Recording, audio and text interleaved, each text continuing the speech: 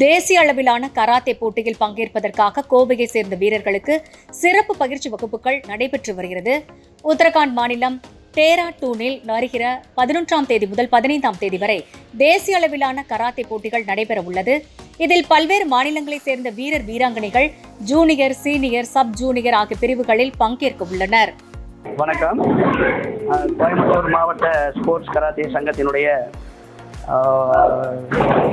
தேசிய போட்டியில் பங்கு பெறும் மாணவர்களுக்கு இந்த சிறப்பு பயிற்சி மாவட்ட சங்கத்தின் மூலமாக இங்கே நடத்தப்படுகிறது.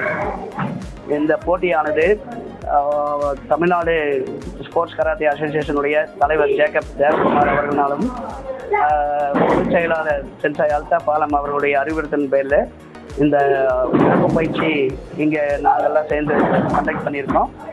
இந்த போட்டிக்கு 12 சப் ஜூனியர் கேட்டகரியிலையும் 4 பேர் கேடட் கேட்டகரியிலையும் 3 பேர் ஜூனியர் கேட்டகரியிலையும் டேராடூனில் 11லிருந்து 16 வரைக்கும் 15ஆம் தேதி வரைக்கும் நடைபெறக்கூடிய தேசிய கராத்தே போட்டியில் பங்கேற்கிறதுக்காக இருக்காங்க.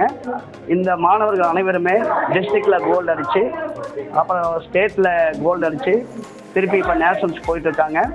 இந்த பிள்ளைங்க நேஷனல்ஸில் கண்டிப்பாக எங்களுக்கு நல்ல பொசிஷனை வாங்கி கொடுப்பாங்க. மினிமம் ஒரு 10லேருந்து 12 தங்கப்பதக்கங்களை நாங்கள் கோயம்புத்தூர் மாவட்டம் எதிர்பார்க்குறோம்.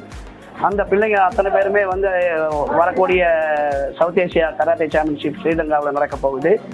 அந்த காம்படிஷனுக்கும் ஏசியன் கராட்டே சாம்பியன்ஷிப் பிலிப்பைன்ஸில் நடக்க போகுது. அந்த காம்படிஷனுக்கும் கண்டிப்பாக இவங்க பங்கு பெறுவார் அப்படிங்கிறது எங்களுக்கு நம்பிக்கை இருக்குது.